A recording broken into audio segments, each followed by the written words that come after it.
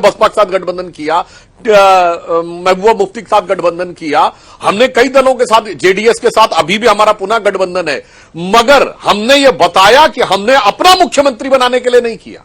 याद करिए, हमने यहां पर हमारी सीटें ज्यादा थी मगर शिंदे जी को मुख्यमंत्री बनाया। बिहार में याद करिए हमारी सीटें ज्यादा थी, हमने नीतीश जी को मुख्यमंत्री बनाया। याद करिए 97 में हमारी सीटें ज्यादा थी, हमने मायावती जी को मुख्यमंत्री बनाया। 2006 में याद करिए हमारी 84 सीट थी कर्नाटक में और 40 सीट थी जेडीएस की, हमने कुमार स्वामी को बनाया। हमने समाज को एक करने के लिए, हमने राजनीतिक स्थिरता लाने के लिए त्याग करने के उदाहरण दिए हैं। लेकिन हमें मुख्यमंत्री कुर्सी मिलेगी तो हम दूसरी तरफ चले जाएंगे। सांसद जी, एक सवाल और है, उसके बाद सापरा साहब आ रही हूं। सांसद जी, आज इसी मंच पर नीतीश कुमार भी मौजूद थे। जरा ये बताइए ना कि यहां पर जो आप कर पाए हैं शिंदे साहब के साथ, नीतीश कुमार के पास साथ कर पाएंगे बिहार में? नमस्कार साथियों, मैं आपका दोस्त अशफाक अहमद और आप देख रहे हैं देशभक्त चैनल। ये महाराष्ट्र में जो चुनाव हुए और उसके बाद में जो नतीजे आए और उसके बाद में फिर जो सरकार बनेगी, तो सरकार बनेगी तो उसमें सीएम कौन बनेगा, इस पे जबरदस्त तरीके से पेच फंसा हुआ था और बहुत दिन तक कोई अनाउंसमेंट नहीं हुआ कि सीएम कौन होगा। अंदर अंदर चल रही थी बात और फाइनली देवेंद्र फडणवीस को मुख्यमंत्री बना दिया गया। लेकिन उस समय तक भी जो है एकनाथ शिंदे जो है सरकार में रहेंगे या नहीं रहेंगे कुछ बता नहीं रहे थे। और ये सीएम बनने के बाद में भी एकनाथ शिंदे को डिप्टी सीएम बनाया गया है, तो उसमें भी कौन सा मंत्रालय उनके पास में होगा नहीं होगा, ये सब चीज पे पेच फंसा हुआ है आज भी। और उनके जो तेवर है एकदम साफ दिखते हैं कि वो खुश नहीं है और कुछ भी गड़बड़ भी हो सकता है महाराष्ट्र में।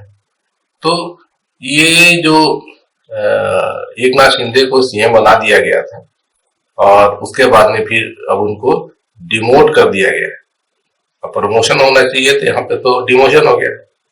तो वो किसके गले के नीचे उतरता है ये भी देखने वाली बात होती है, क्योंकि अभी तक का जो रिकॉर्ड आप देखिए कोई भी उठा के, चाहे झारखंड में चंपई सोरेन हो, चाहे बिहार में जीतन राम मांझी रहे हो, चाहे और भी अन्य प्रदेश में अगर किसी को सीएम बना दिया गया और उसके बाद में उसको बोले कि अब तुम उतर जाओ गद्दी से, तो फिर वो बगावत कर जाते हैं। तो बिहार में जीतन राम मांझी बगावत किए थे, लेकिन नीतीश कुमार ने संभाल लिया था, क्योंकि वो बहुत ही चतुर एक नेता है और वो बखूबी मतलब अपनी कुर्सी को कैसे संभालना है बहुत अच्छे से जानते हैं। और झारखंड में चंपई सोरेन को हटा दिया गया तो वो बगावत कर रहे, वो तो बीजेपी के साथ में मिल गए थे, अभी चुनाव हुआ था तो वैसे बहुत बुरी तरह मुंह की खाए, लेकिन बगावत तो किया ही थे। तो यही चीज जो है महाराष्ट्र में दिखती है। बहरहाल मतलब कि बिहार महाराष्ट्र में चुनाव तो हो गया, अब अगला चुनाव जो है वो तो बिहार में होने वाला है 2025 में, तो उसके लिए तैयारियां चल रही है। और फिर एक मंशा तो बीजेपी की रहती है कि हर जगह अपना वर्चस्व कायम करें, जो छोटी पार्टियां उनको खत्म कर दें। तो छोटी पार्टियां खत्म करने के लिए बीजेपी ने, आपने देखा कि मोदी जी ने किस तरीके से ईडी सीबीआई का दुरुपयोग करके महाराष्ट्र में दोनों विपक्षी पार्टियां जो शिवसेना और एनसीपी उनको तोड़ दिया और अपने साथ आधा आधा मिला लिया और फिर सरकार चला रहे थे और अभी भी उन्हीं के साथ में चुनाव लड़े हैं, है ना। तो बिहार की जो राजनीति है तो वो किस तरीके से चल रही है, मतलब जब से लालू यादव वहां पर आए, उसके पहले तो कांग्रेस थी, लेकिन लालू यादव आए तो राजनीति पूरी बदल गई बिहार की। तो बहुत ही ताकतवर नेता साबित हुए लालू यादव और काफी लंबे समय तक बिहार पर राज किया। उसके बाद में नीतीश कुमार आए, तो नीतीश कुमार जो है वो लालू यादव के ही सहयोगी थे, लेकिन जैसे कि लालू यादव पे जब जो चारा घोटाले का धब्बा लगा तो उन्होंने राबड़ी देवी को सीएम बना दिया था, जो कि राबड़ी देवी तो कोई उनको कोई क्वालिफिकेशन नहीं था नेता बनने का, है ना। उनके पास में कोई तजुर्बा नहीं था, लेकिन उनको बना दिया था और पीछे से अपना राज चलाते थे। तो यही चीज नीतीश कुमार को नागवार गुजरी, क्योंकि पार्टी में तो नीतीश कुमार दूसरे नंबर के थे, तो इसीलिए फिर वो बगावत कर गए थे और उसके बाद में अपनी पार्टी बना ली थी और फिर अपना जुगाड़ जोड़ तोड़ करके और उसके बाद में फिर सरकार भी बना लिए, मुख्यमंत्री भी बन गए। और जो मुख्यमंत्री बने जब से तब से वो लगातार मुख्यमंत्री बने हुए। जबकि बिहार में देखा जाए तो लालू यादव की, तेजस्वी यादव की जो पार्टी, जो सबसे बड़ी पार्टी अभी भी रहती है, लेकिन और फिर जो बीजेपी है वो भी बड़ी पार्टी है, लेकिन इन सबके बावजूद जो जनता दल यूनाइटेड तीसरे नंबर पे आती है बिहार में, लेकिन सीएम तो नीतीश ही लगते, है ना। तो ऐसा वो हिसाब किताब करके रखे रहते हैं कि उनको कोई गद्दी से उतार नहीं सकता है। तो अब जो 2025 के चुनाव होंगे तो उसमें बीजेपी की तो मंशा, तो खैर इसके पहले 2020 के ये चुनाव हुए थे बिहार के विधानसभा के, तभी मंशा थी कि नीतीश को काट डालो। तो नीतीश को काटने के लिए उन्होंने चिराग पासवान का सहारा लिया था। तो चिराग पासवान ने जितने भी जो की जहां जहां पे पोस्ट थे वहां पे अपने कैंडिडेट खड़े कर दिए थे जनता दल यूनाइटेड के खिलाफ, और उसमें भारी नुकसान हुआ था नीतीश कुमार को। और इसमें जो टोटल जो सीटें हैं वो घटते घटते बहुत कम आ गई हैं। अब 43 भी सीट नहीं बची है उनके पास। 220 जो बिहार में टोटल स्ट्रेंथ है और उसमें से सबसे बड़ी पार्टी जो है आज के डेट में राष्ट्रीय जनता दल है, जिनके पास में करीब 80 के आसपास विधायक हैं।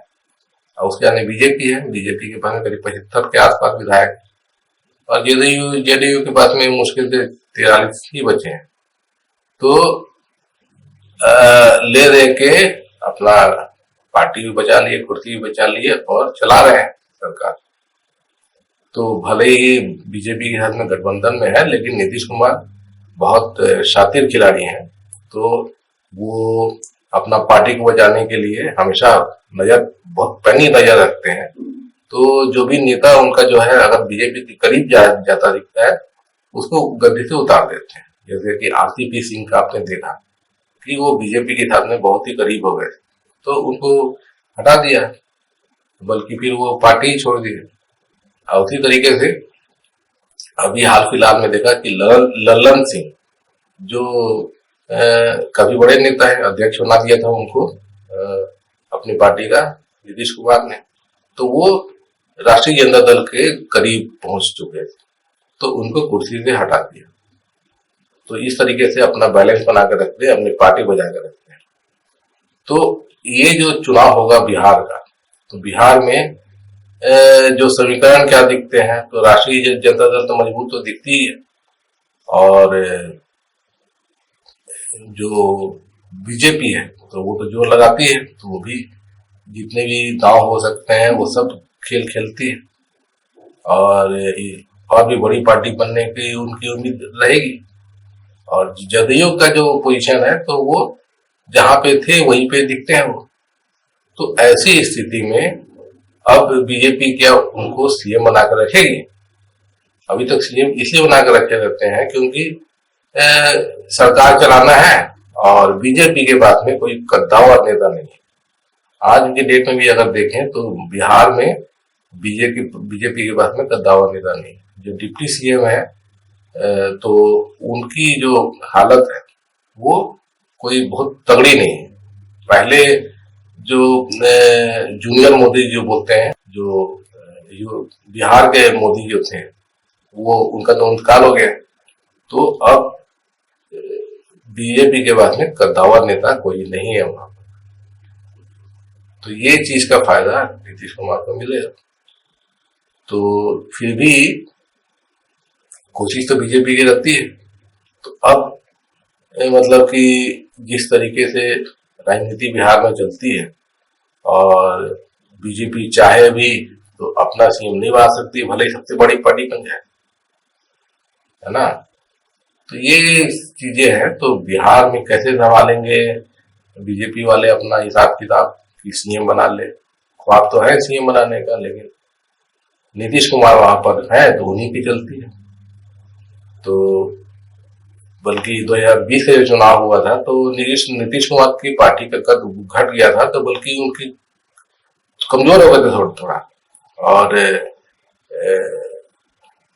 बीजेपी ने कोशिश करी थी कि अपना सीएम बना ले, लेकिन सुशील मोदी जब उस समय थे तो वो भी, लेकिन उनका कद उतना बड़ा नहीं है कि वो नीतीश कुमार को टक्कर दे सके, और इसीलिए नीतीश कुमार ही सीएम बने थे। और अब तो सुशील मोदी भी नहीं है और कोई बड़ा कद्दावर नेता बीजेपी के पास नहीं है, तो सीएम तो नीतीश कुमार ही बनेंगे। और जिस तरीके का हिसाब किताब दिखता है तो जो 2020 का नतीजा है तो उसी तरीके के आसपास के नतीजे बिहार में एक्सपेक्टेड है। वैसे तेजस्वी यादव भी बहुत जोर लगा रहे हैं और हो सकता है कि वो भी, उनकी पार्टी भी और बड़ी हो जाए, लेकिन फिर भी बीजेपी और जदयू, जनता यूनाइटेड, जनता दल यूनाइटेड, ये मिलके ही सरकार में है कि कहीं दिखता है हिसाब किताब।